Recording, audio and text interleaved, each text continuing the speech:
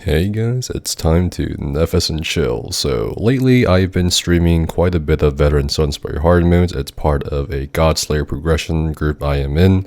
So we've been doing a lot of veteran Sunspire, practicing the burn strats and so forth, practicing the trash pulls.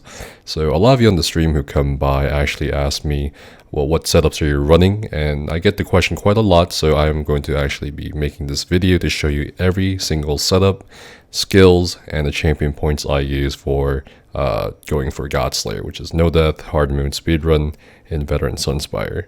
So let's get started. So first thing we want to look at is the trash setup. Now the trash setup is going to be pretty straightforward. We're going to have one Veli for the one weapon damage passive, and we're going to have Krag's arm cops, and this is going to give us physical penetration.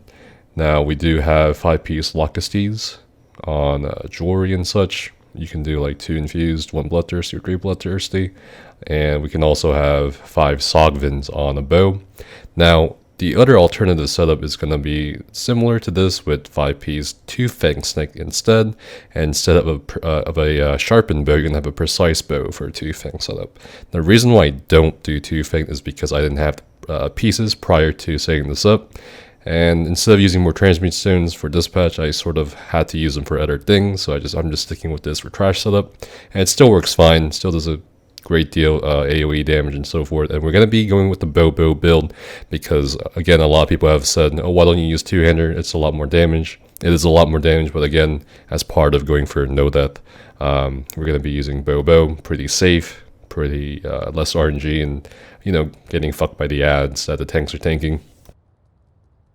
Now Sogvin, sharpened bow, and on the back bar it's going to be the Maelstrom's bow still for trash, because this still does affect arrow barrage, and that's pretty much it. Trait wise, you're going to have all divines preferably, and again, sharpen if you're going to use Sogvins, precise if you're going to use 2 Fanged, and infused on the Maelstrom bow to boost that weapon damage. And you're going to still have the double damage health poison, and this is going to be pretty much constant throughout all the setups I'm going to be showing you today for the Stamina Necromancer DPS setups. For skill bars, it's going to be Acid Spray. This is your main AoE spammable, and this is going to be Venom Skull. This is for when things like the big cats that are left over from not getting killed with the other trash, you pretty much just use this to finish certain ads off. And here we have Detonating Siphon. The key to this is you don't really use Siphon immediately, or I don't want to describe it. It's basically you only use Siphon when things are about to be stacked or about to die, and then it'll be ready for the next stack. It's really dependent on, but again, it's definitely going to be really great to use. We have Blighted Blast Bones, we have Avid Bone Yarn, and this is to give yourself a synergy for the Lokkestiiz. You may not be guaranteed a synergy every time, or if you do, your Major Slayer may be up and you may need to refresh your Major Slayer from Lokkestiiz. And here on your ultimate we have Pestilent Colossus, and this is going to be called upon by your raid lead or whoever's leading the calls to have Major Vulnerability up. And Arrow Barrage on your back bar. Again, Siphon, this is going to give us a passive damage boost from Death Knell and so forth. And we're also going to have Necrotic Potency. This is also a very significant tool from our Necromancer class kit. This is going to give us an insane amount of ultimate regeneration. And this is going to have you ready after each trash pull, either almost with an ulti, or halfway to an ulti. And this is pretty important to speed up your trash, especially if you're going for a speed run. And on the back bar again, we have Soul Splitting Trap. You don't want to use Consuming Trap, so you want to use Soul Splitting Trap. This is going to affect a lot more enemies or ads. Skeletal Archer, again, something you need to keep up as well. You also do get penetration from keeping this up. So I highly do recommend always making sure this is up. And of course, there are times when you're killing trash that you don't need to refresh either Barrage or Skeletal Archer, and you just kind of finish them off with Acid Spray or Venom Skull. So that's up to you to kind of figure out by yourself. So that's a trash setup. And since most groups do Lokkestiiz first, I'm going to be going over the Ice Dragon boss fight, or Lokkestiiz. And here, I'm going to be showing you guys the gear setup. So this is going to differ group by group. So the group I am with, a Turnum on PC North America, initially everyone ran two-hander setups. And this is because the ad phases were not fast enough, or there wasn't enough damage AoE-wise to get through the ad phase. And we really wanted to kill the ads pretty quickly, or at least most of them pretty quickly. So that's why initially, when you guys watched me stream like a month ago or something, almost a month ago, you would see a lot of people use two-handers. And then we slowly transitioned into using dual wield for everybody. And right now we're using dual wield for everybody, and the ad phases are perfectly fine. So that's really group preference. For this dual wield setup on Lokkestiiz, we're going to have two-piece Marsalok. This is going to play very, very nicely with your bash weaving for this patch. And we're going to have 5-piece Lokkestiiz on the body. Some people do mix it with jewelry, so it's really up to you. I have like a slight case of OCD, so I kind of like sets per category. And we're going to have all divines on your body pieces for Lokkestiiz. And we're going to have 3-piece Advancing Yokita on your jewelry slots. We're going to have 1 Bloodthirsty, 2 Infused, and with weapon damage enchantment. And for the Advancing Yokita daggers and axe, or dagger and axe, we're going to have sharpened or Nirnhone dagger on the main hand and sharpened axe on the offhand. And we're still going to have the damage, health, poison. You're always going to have this. Always, always, always. And on the back bar, instead of Master Bow, we're going to have the Master's Bow with infused weapon damage enchantment. So there you go. That is pretty much it. For the skill bars, it's going to be Rending Slashes, Whirling Blades, Detonating Siphon, Soul Splitting Trap, and Barb Trap on the front bar with Pestilent Colossus. And Arrow Barrage, Poison Injection, Echoing Vigor, and this is mostly for ad phase and also the static plus beam phase from Lokkestiiz when he's flying away and shit. And we got Blighted Blast Bones, and we got Skeletal Archer. Now, and again on the back bar, Pestilent Colossus. Some people have actually asked me in the past, why don't you use Flawless Stombricker or whatever? You just get more out of double slotting Colossus at the moment on Stamina Necromancer, so that's why we're not really gonna go with Flawless Stombricker on the front bar.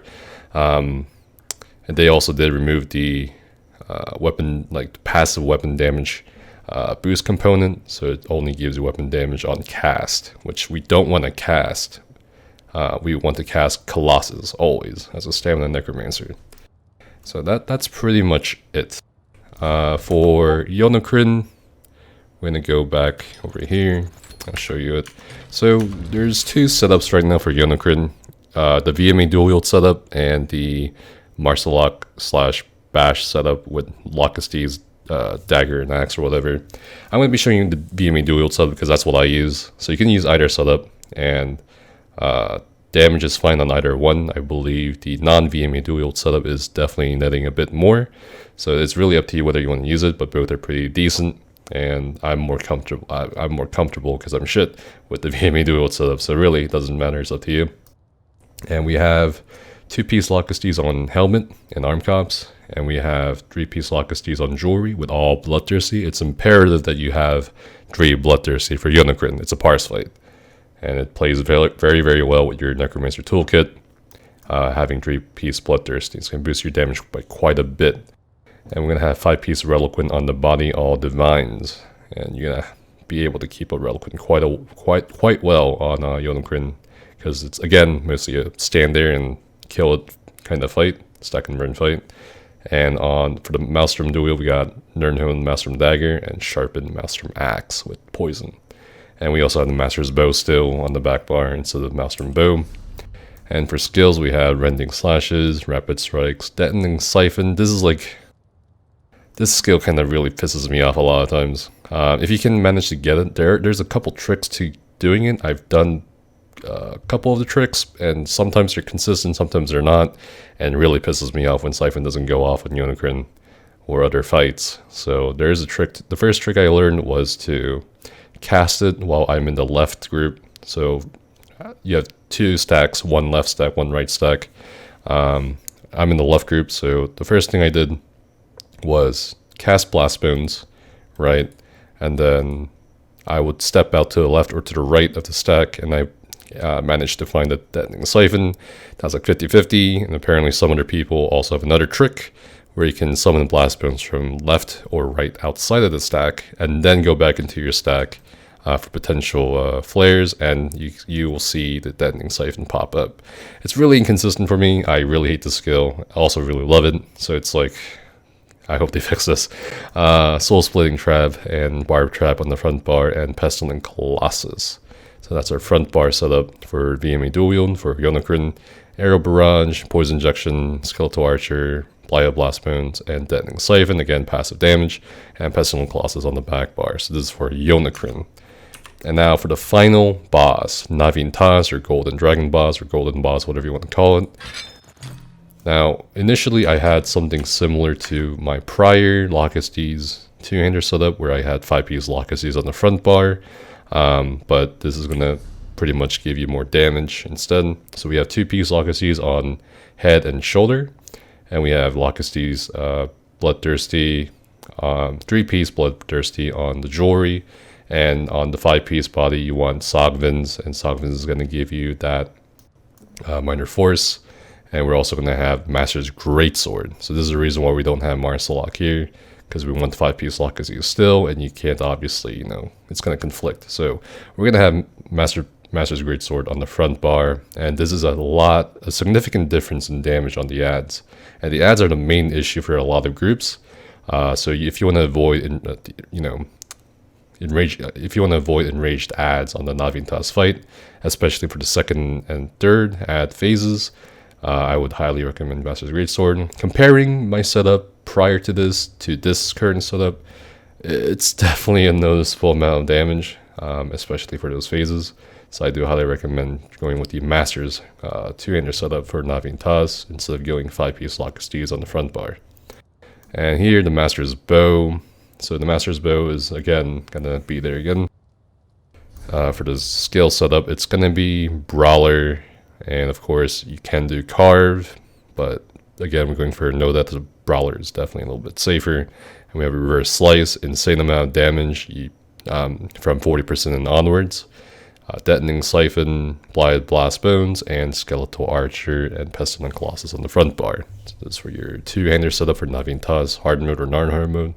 Arrow Barrage, Poison Injection, Echoing Vigor, Soul Splitting Trap, and this would be like a different skill, but obviously I'm doing some other stuff for my group. If you're doing what I'm doing for the other group, this is basically what you're gonna do. You have Barrage, Poison Injection, Echoing Vigor, Soul Splitting Trap, and Inner Fire. Inner Fire is a ranged taunt, and you basically have enough Magicka to get at least 2 off. So this is what I use for my group on the second and third add phases.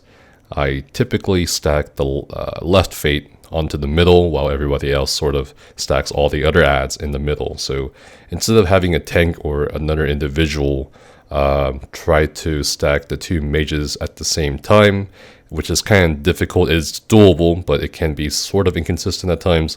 So this is why you have a DPS running, and that DPS is me. Obviously, you can do both fates, but again, like trying to stack them in time for your group's colossi ultimates and everything, and having them not in range is very tricky for a lot of people. So if you're not experienced with tanking or how to stack things properly, I would highly recommend, if you are the one helping the stack, just stick with the one fate instead of both fates. And that's pretty much it. Now there is another setup that I am going to mention here, and Kodiak, who is actually on this Godslayer progression team I am on, also shared his setup in my Discord. I'll put it in the video as well, on going downstairs or going into portals for the last boss. So you can pause the video and then you can check his setup for it. Pretty good player, pretty good setup. Now CP, you can also check this on my website, on my Discord. It's going to be 81 Ironclad, 48 Spell Shield, 66 Thick Skin, 56 Elemental Defender, and 19 Quick Recovery. I have absolutely no issues running CP, like this on Lokkestiiz, Yolnahkriin, or whatever. I know some people like to put a bit more quick recovery, like up to 10% or up to 7 to 10%. But I also do ice cages, and I've had absolutely no issues with getting healed up pretty fast. So it's really up to you if you want to use a different variant of this red CP allocation. You could definitely probably lower 81 Ironclad to like 72 or something, and then invest more into Spell Shield or Quick Recovery. It's really up to you. But personally, I haven't had much trouble with any the red CP. So green tree, it's going to be 44 Warlord, 1 Sprinter, 44 Bashing Focus.